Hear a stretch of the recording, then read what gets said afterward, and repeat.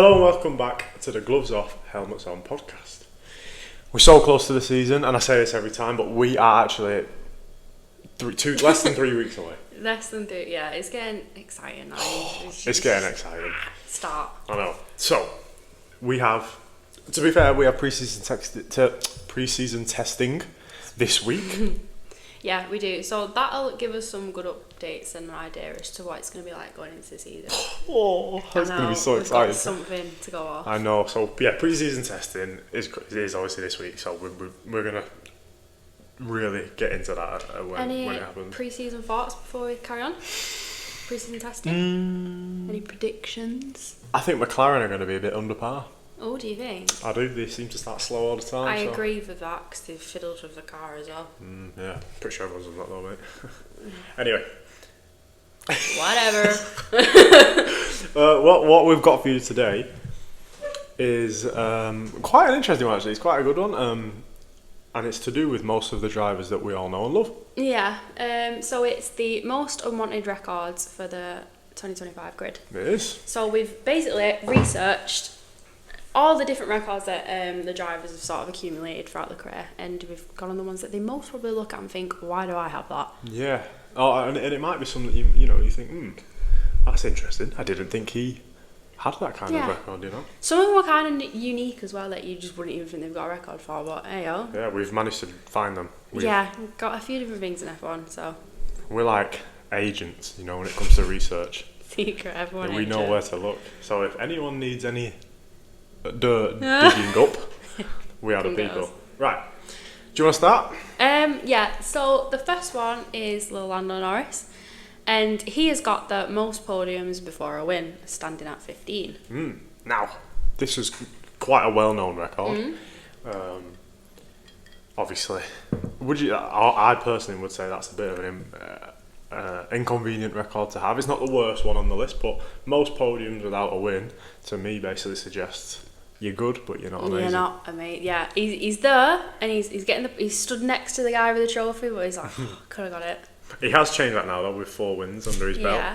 So, fair play. He's corrected his wrongdoings. Yeah. His shortcomings, should I say. Can't get rid of the 15, though. No, but he's now stuck with that record until someone gets 16. Someone gets it. So who knows how long he'll be stuck with that record. Probably not long in today's F1 with the amount of races. To say he's on a top team, though, and he's like the car and the team itself was pretty good during that era. He did miss. He's had a few times where he should have won a race, maybe. But yeah. Hey. Okay, now the second one. Next one. Max Verstappen. And you might be thinking, surely Verstappen's got no bad record. Well, he does. Max Verstappen has the most seasons before winning the World Championship on the current grid. So, not of all time, because he isn't that bad. Yeah. But on the current grid, he's had the most seasons before winning the championship. Now, we only have 3 champions on the grid, right, with Alonso, Hamilton and Verstappen. So, he's competed in 7 seasons before winning the championship. When you put it into perspective, though, and you think about Verstappen's skills and the type of driver he is and the amount of wins he's got under his belt in such a short amount of time, it sounds kind of weird for him to have that record, because you wouldn't think it took him that long to become the success that he is. Because when you sort of read about Verstappen and what he's done in his career, everyone sort of made it out like he came in, he was mint, he did all this. Yeah. But in reality, it took him a while to, get in there. I think just being in that Mercedes era, though, when they were just every year, you'd see every week Lewis Hamilton's won. It's hard to compete with. It was hard for obviously every team. So yeah, 7 seasons before winning. Would you like to come to the next one? This is one of my personal favourites. Yeah, so it's Fernando Alonso, and his record is the most races since his last win, and this guy's been racing for a very long time, so as you can imagine, it's quite long, and it's at 200 races. Right. Which is basically half of his career, because how many has he done now? 401 races? Exactly. Yeah, so literally half. So, put it into perspective, Fernando Alonso, in his first 200 races, won 2 championships, 32 wins, 90-odd podiums, which is obviously almost 1 in 2. Yeah. And then his second phase of his career, the other 200 races, he's had around 10 to 15 podiums, Yeah. 0 world championships, 0 wins. So Crazy. it's all literally the first half of his career, and Yeah. then he's just dropped off. What do you think that is down to? Like, what do you see that as? Do you think it's just the luck with teams and dodgy moves? Yeah, so obviously his last win was 2013. Ferrari's 2014 car was rubbish. Okay. And obviously then he moved to McLaren from 15 to 18, and that was just painful for any Alonso fan, because they were just at the back of the grid every season. Came back with Alpine 2021. They were pretty average, 21 and 22, but he did get a podium with them in 21. And then obviously Aston Martin 2023, he managed to get some podiums again. Yeah. But yeah, I think he's just had bad choices with where he's gone. I wouldn't say his actual abilities dipped, definitely not. but obviously, it's crazy to think though, because he's such a even with his stats he's already got with his championships and his wins, are so good. But he did that literally in the first half of his career, and the second half has been, if you look at it on paper, the second half of his career has been pretty average. It's like he shot up obviously in the first half, and then he's like gone down again. He's averaged through it, and then slowly over the last few years he's like kind of going up there again. Yeah. And then hopefully 2026, you better win, buddy. Yeah, that's the plan. So yeah, interesting one. And now speaking of an interesting one, this is another interesting one. The next one we have is Esteban Ocon. The most qualifying sessions competed in without a single pole position. So this is of all time. Okay. He's competed in 156 qualifying, And not had a pole and position. he's never been on pole position. Now that's quite like, What's the highest he's got? Is it I don't think he's ever even been on the starting? I don't think he's ever been on the front row, you know. I think he's qualified. Well, he qualified. Where did he qualify in Brazil? Like last season, 4th. Yeah. That must have been the highest. That could very well be. He must have had a 3rd or a 2nd. We'll have I to don't fact check remember that. him ever having. That 4th in Brazil might actually be his highest. Hey, Brazil weekend went well for him then. Yeah, He had a great little weekend. he did. But that is, I wouldn't be happy with that one. That's No, like it's a bit obviously of qualifying is your time to get your foot down and Yeah. show Even up. Lance Stroll's been on pole, so It speaks volumes. yeah. And it's not exactly like he's had a bad car, because even in recent years, being with Alpine, like Gasly does all right. You can't. Yeah, not a pole position car, but you definitely. No, think but you're not you could have. back end. Yeah. You could have get a few more fourths in there. Yeah. But yeah, without being on pole, we might see it in the future, might not. Well, obviously with this move to Haas and their trajectory, could we see him on pole at some point? We could do, because they're slowly improving. He qualified 3rd in Monaco 2023. That's There you that's go. probably his highest. Oh, so he's had a 3rd. That's not too bad. Yeah. If there's any others, we do apologise. That's all we can think Yeah. of. 3rd and a 4th there. Right, moving on to Lance Stroll. Let's hear it. So, as you can imagine, it's Stroll. This one's going to be funny. So, Lance Stroll has the worst average qualifying position on the current grid, excluding Doohan's one qualifying session, which is 14. Yeah, we can't really count that, can we? Yeah. Check But Doohan's qualifying off session. the actual grid, Stroll is the worst. With an average of 14th on the grid. Does that come as a surprise? That's crazy, isn't it? The worst average, and you've got to think, like, he has, in his career, he's not been in the slowest car. I think he's been here for a hot minute. To have the worst average in not even close, really, to the slowest cars is pretty bad. You know what though, like Alonso made it into Q3 a lot. Stroll did not. I don't think he had. Alonso Maybe always one or seemed two. to. Alonso 9 times out of 10's qualified in front of him. Yeah. So it's an issue with Stroll. It's not the car. I just don't. He's awful. Sorry. What if he listens to this? I don't care. He needs to be responsible we for his own do actions. care because we are open to sponsors and we support everyone. And any guest that wants to come on, Yeah, but there's also. You got to be realistic. Yeah. What's going on? And you got to be self-aware. Yeah. And obviously, You can't improve if you're not self-aware. No, so yeah. Stroll, if you're out there, get better. that's true. You've got to acknowledge, you've got to look at the man in the mirror. said Michael And Jackson. go, I need to qualify better. Yeah. I can think of maybe once or twice last season where they made a Q3 compared to Alonso, probably at least like 7 or 8 cars, roughly. Probably more. So yeah, Stroll, worst qualifying average position, which doesn't really come as to a surprise. When I found that out, I thought, yeah, Fairs. kind of what I expected. Now the next one, Lewis Hamilton. Again, you might be thinking, Does Hamilton have a bad record? Well, Yeah. I would say this record that I'm about to reveal to you is one that you don't want. Lewis Hamilton has the most wins in a single season without winning the championship. And, on top of that, he has actually the top 2 most wins in a season without winning a championship, so he's done it twice. Who beat him, do you know? Or who is it? I think that was a bit silly. So in 2016, obviously, he won 10 races and lost to Nico Rosberg. And Nico Rosberg only had 9 wins in that season, so he actually had more wins than the champion. And the second one, more notably, 2021, he lost out to Max Verstappen. That season, he won 8 and Verstappen won 9. Or maybe Verstappen might have won 10. I think he won 10, actually. So, yeah. Quite unfortunate, though, for him, really. Because it's not like he's performed badly. It's just there is someone a little bit better than him. Yeah, he just come very short in both of them seasons.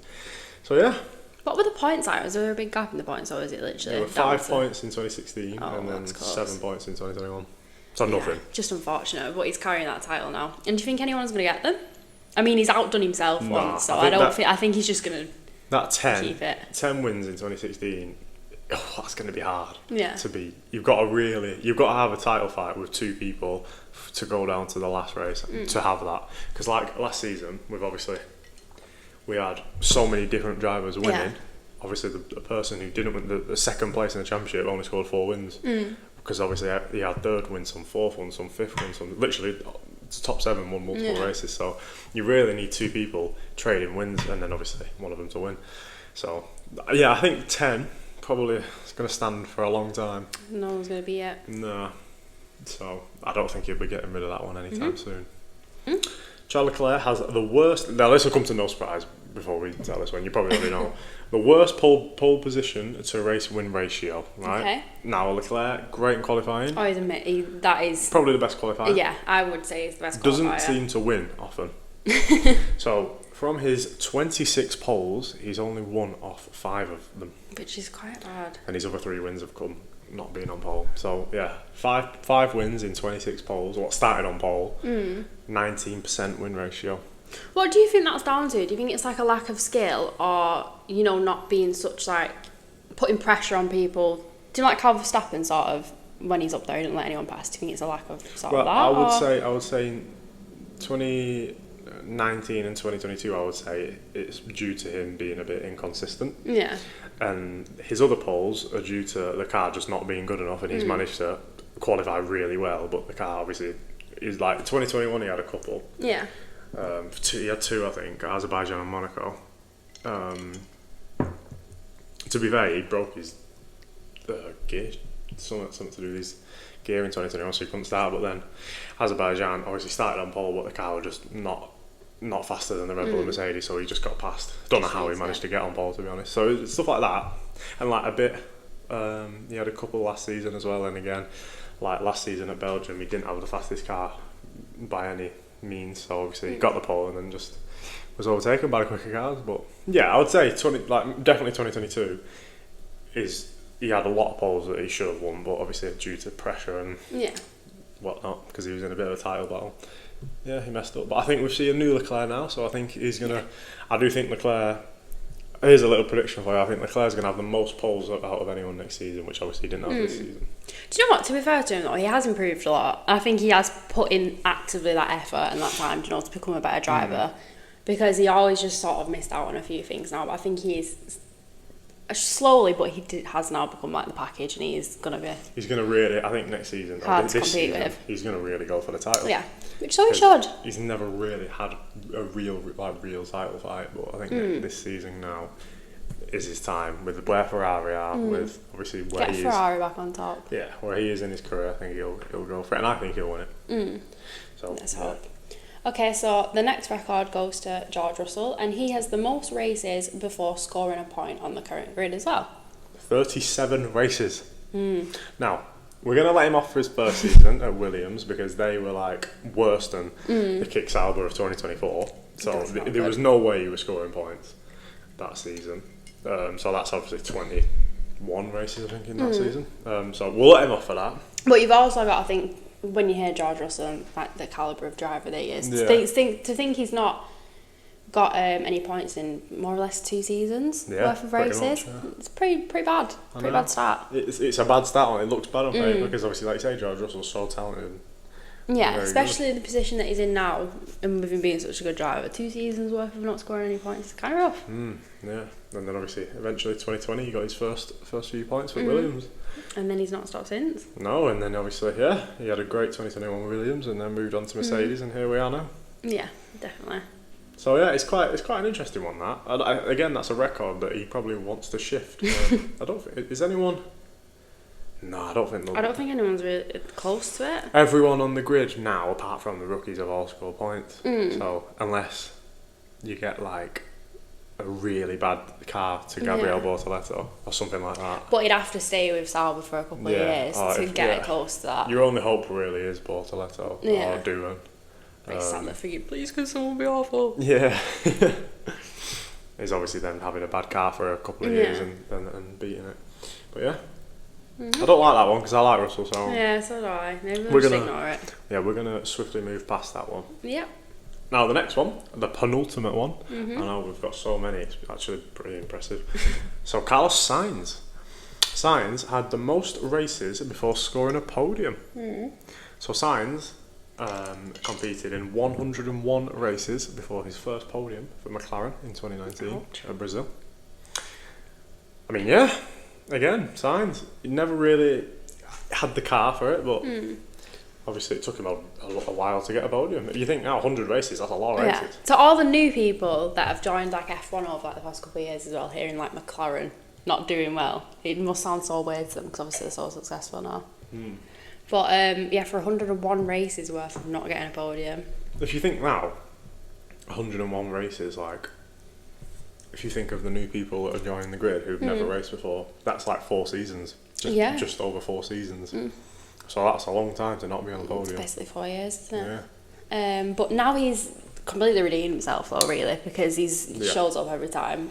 Very good podium. Always with him and Leclerc, I'd say are like the best duo for that. Yeah. Like with podiums and wins, they're always more or less next to each other. Same with qualifying. Even. It's a very even split of a team, so I think they will see quite a bit of a hole in Ferrari now that he's not there. But obviously, they're not a duo anymore. No. And I think he'll struggle for the first season or two with the Williams to get podiums. Anyway. Yeah, I do definitely. think he'll get a good amount of points, but I don't think they'll get a podium. Or maybe they will when we make our season predictions. So yeah, would you like to lead us on to our last one? Yeah, so it goes to Nico Hülkenberg, and his record is he has the most races without ever getting a podium. He does. I know. And it's 227 races. And counting. That hurts. 227 and counting. When is his moment? But it's just not going to be because now he's in Sauber. No. It's sad because it's like everyone just thinks he deserves something. Could just give him something. He's the calibre to be on a podium as well. He's not like, Yeah, 100%. Level. Yeah, like if you put him in a good stroll car. catching strays. Yeah, I know. But yeah, dude. Yeah, if you give him the car, he'll do it. And who knows? Audi 2026, they really might come out with something special, and he might get it. He might even win that season. Who knows? You know what? I'll be really sad though if he does. Leave F1 in his career and he's never have got like a podium or a win or anything. I think that will be sad because he had so much potential to get that and be really successful. And if it's not even been given the chance to sort of fulfill that, I was like, what could have been? And imagine like the F1 world if Nico Hülkenberg bagged a P3 just anywhere. Anyway, imagine like the talking point. It'd be huge for the sport if Hülkenberg got a third. And like obviously it'd be the best podium ever because he'd be so excited, wouldn't he? I think everyone has that mutual respect for Hülkenberg for being just a sick midfield driver, and it's like we're all just rooting for him to get that because he deserves it. He's putting a shift in F1. 227 races is a lot of races, and and he's so good. Like any team would want him just for that sort of like reliability. That's what it is. He's very reliable, isn't he? But just give him something. I know. Come on. Audi potentially. Yeah. Can they get him a podium? I mean, who knows?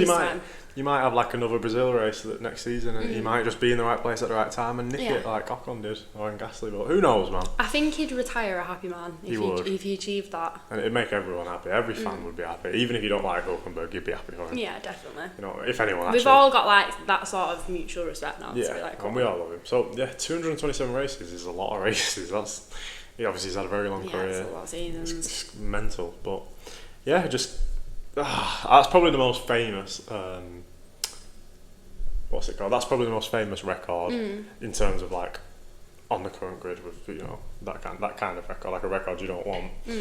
But yeah, I think he'll get it. I think surely like fate is going to allow him to get one podium, at least a third anywhere. Just any track, any given weekend, just let it happen.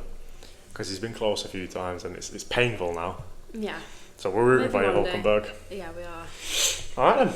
That's all we've got for you today. Yeah, thank you for listening. We'll be back with our pre-season testing.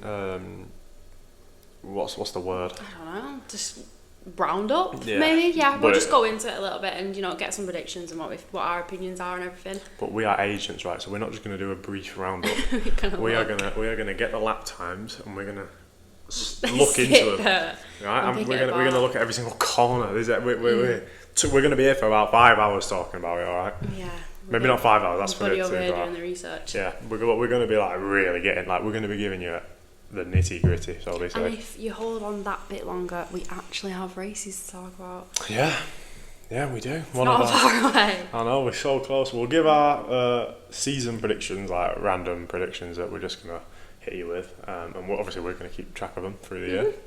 And yeah, thank you for listening. We'll be back again soon, and we're so close to the season now, so let's all start dancing and singing. Yeah. All right, thank you. Bye.